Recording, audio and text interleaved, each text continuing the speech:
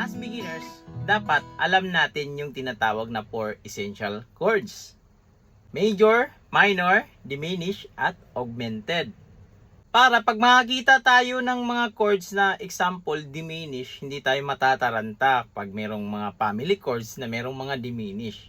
Example dito, family chords ng C major, C, D minor, E minor, F, G, A minor, at itong B diminished or kilala rin sa tawag na B minor flat 5 yan, pero same lang yan sila mga master. May ginawa na akong tutorial nito mga master, pero ito is special video to mga master kasi meron tayong kamaster, subscriber ko siya. Sabi niya, gawan ko daw ng video sa piano. Yan mga master. Piano lesson naman tayo ngayon mga master, pero ito is base lang sa experience ko at sa nalalaman ko, na-apply ko lang yung basic theory regarding dito sa mga chords na to. Kaya nasa sa inyo na yan kung susundin nyo to o hindi ang may tinuturo ko. Let's go! May turo na ako doon regarding sa 4 essential chords mga master, pero sa mga di nakapanood nun, meron tayong quick review kung paano nalaman yung mga formula dito sa 4 na essential chords na to. So ganito yun mga master. Mahalagang malaman ito mga master na yung mga chords natin is base yan sa skala. Depende kung anong chords yung kukunin natin. So, sa major niya is merong 1, 3, 5. Yan. So isulat ko dito yung mga nota 1, 3, 5. Dahil yan dito sa naka-base sa major scale. Sa C minor naman is inulit lang yung third. Ito, naging flat. So, ang mangyayari C, then E flat, at ito ay G. Yan. Then, ito naman yung diminish. Yan. So, meron tayong C, tapos yung kanyang third is flat third, at ito flat fifth. So, G flat. Then, sa augmented natin mga master is, meron tayong C, yung E niya, yung third is hindi nagbago. Dito naman, naging sharp fifth. Yan, kaya G sharp yung nilagay natin dyan. So, ito yung formula. Pasensyahan nyo na yung sulat ko mga master. Pero, ito yan pag sa piano mga master. So, ito yan mga master yan. Nilagyan ko na ng mga nota dyan. Yan. So, ganito yon.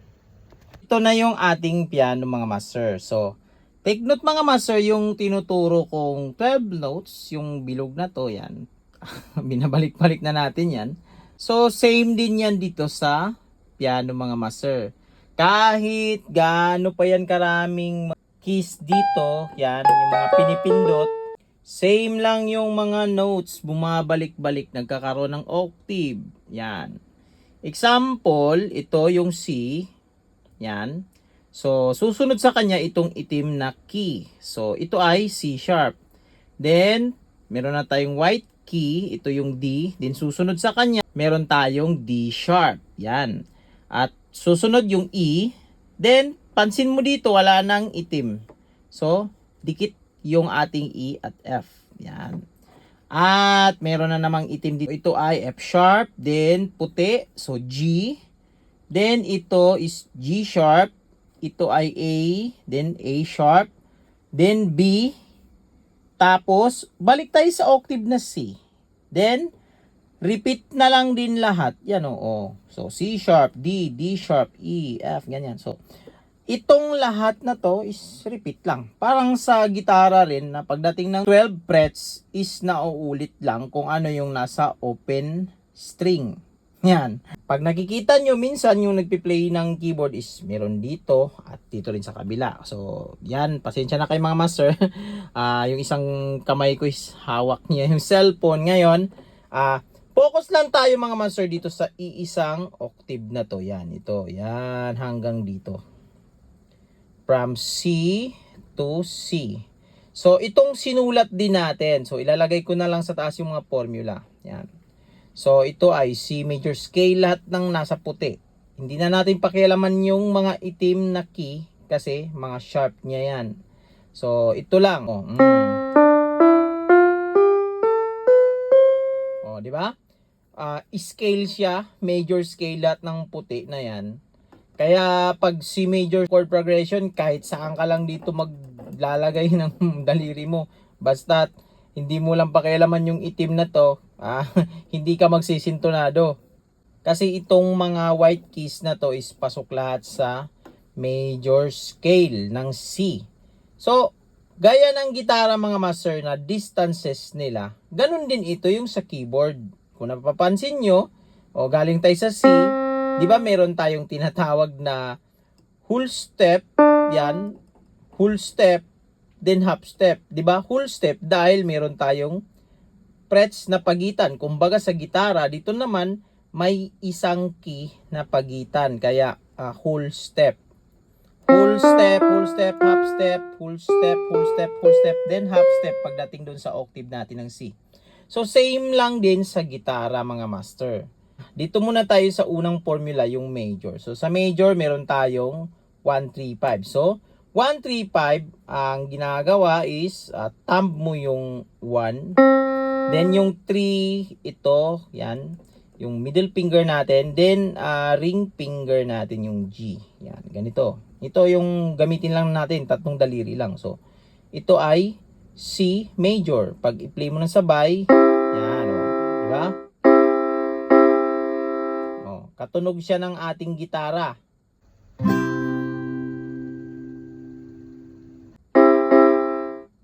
Ngayon, yung C minor naman, so ilalagay lang natin yung ating daliri dito sa itim kasi flat siya eh. So hanapin natin yung third dyan, so E ito, so ipa-flat daw natin. So hakbang lang tayo ng half step.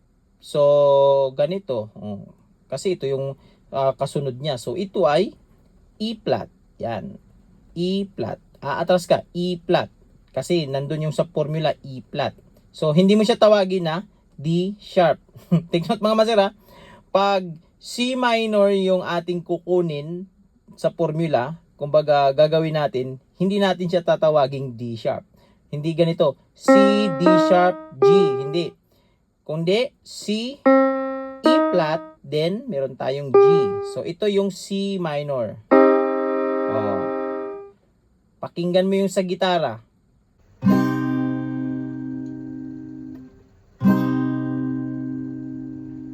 Di ba? Parehong-pareho yung tunog. Okay, nakuha na natin yung C minor. Ngayon, dito naman tayo sa C diminished. Ilalagay muna natin sa major, yan. Then, ipa-flat natin yung third. So, yung kanina, ito, E flat. Then, yung ating ring finger, ito yung G. So, ipa-flat din natin siya. So, G flat, yan. At inuulit ko, hindi mo siya tatawaging F sharp. Kasi, C diminished yung ating formula. So, meron tayong C, E flat, then G flat. Ito. Yan. So, ito ay C diminished. Pakinggan mo sa gitara.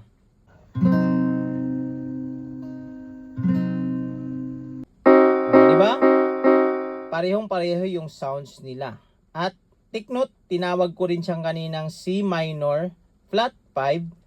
Yan, baka may makita kayo dyan. Siyempre, in the future, makakita kayo ng C minor flat 5. Ano yan? Bakit tinawag na ganun? So, ito. So, pag ilalagay natin C minor, ito yun, di ba kanina? So, itong flat third na to. So, bakit tinatawag na C minor flat 5 ito? Kasi pag bibilangin natin sa skala, 1, 2, 3, 4, 5. Number 5 yung G, ipa-flat natin. Kaya, tinatawag ding C minor flat 5. Yan. Pero same lang yan ng C diminished. So, nandito na tayo sa panghuli, yung C augmented. Sa C augmented, sample ito yung ating C major. Ang augmented is, sharp natin yung fifth. So, yung fifth natin, itong ring finger natin, ito yung G. So, sharp natin siya. So, ito, ihakbang lang natin ng half step. Ito, yung key na to, yung black key. So, ito yung C augmented. Yan. So, tatawagin natin itong G sharp mga master, hindi siya A flat. Yan. Kasi, dahil sa kanyang formula. Yan. So, pakinggan nyo sa gitara.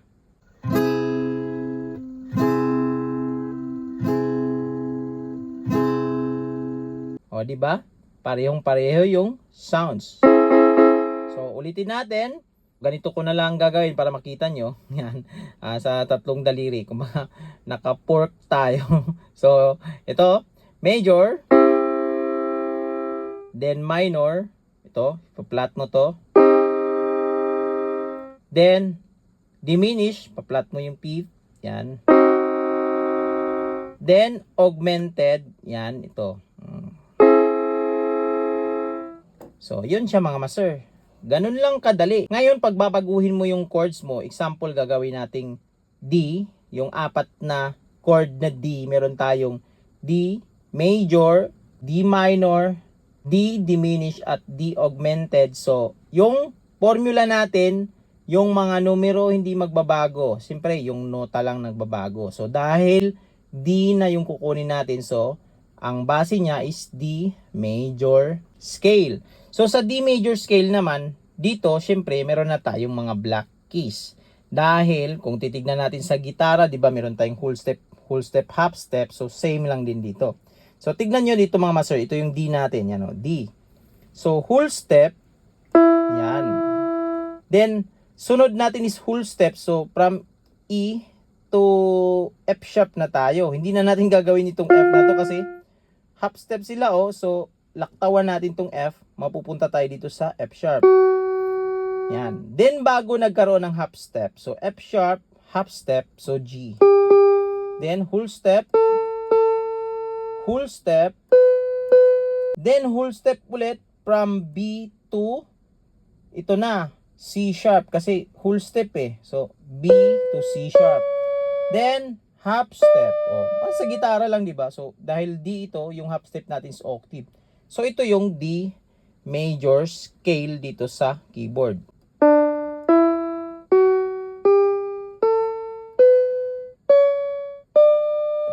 Di ba? So, ngayon, ito na, gagawin natin. So, meron tayong D, F sharp, at A. Yan. Ito ay major. Ngayon, ipa-flat mo yung third. So, i-atras mo siya. So, dito naman mga master, take note. Ito ay F sharp, yung third niya. So, hindi natin ilalagay dyan F sharp flat. Walang ganun. Kasi, di ba? Walang doble na sign. So, ang mangyayari niyan, babalik lang tayo sa natural niya na note. So, natural note niya is F. Yan. Umatras tayo from F sharp. Kasi F sharp na siya eh. So, babalik tayo sa natural note. So, magiging D, F, A. Sa minor. Then, sa ating diminish naman, so, ipa-flat natin to, yan, nasa F. Then, ito yung A natin, ipa-flat natin, yan, yung fifth. So, ito ay A flat, yan. D diminish, yan. A flat, hindi siya G sharp mga master, ha? Yan, A flat. Then, yung augmented niya, ibalik natin yung ating F sharp sa third, din A. Sa augmented, so A sharp ito. Yan. Augmented. So, ulitin natin. Major, minor, diminish, augmented. Yun siya mga master. Yan. Ganun lang siya kadali mga master. Ang keyboard, actually mga master is same sila pagdating sa gitara. Kung ano yung mga notes na pagkakasunod is pareho. Siyempre, sa gitara, yung chord doon, madali lang. Kasi isang shape ka lang, example F, iusod-usod mo lang isang shape. Dito, magbabago pag iusod mo.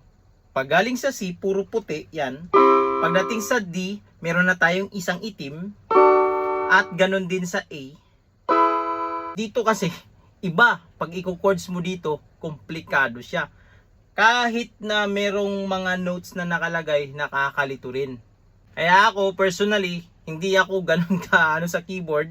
Alam ko lang siyang basahin dahil may knowledge ako sa gitara or sa basic foundation. Kaya napakahalaga talaga mga master pag alam niyo yung basic foundation as beginners. Kasi hindi lang gitara ang matutunan mo. Tutunan mo rin yung ibang mga instrumento kagaya nito, keyboard or bass, yan. Basta't merong involved na mga notes. Kasi makakalculate mo eh. Pero ito mga master para malinawan din yung ibang mga kamaster natin kasi may nagtatanong nito, alin ba yung mahirap, keyboard o gitara? Ito yan, dalawa ang titignan mong senaryo dyan.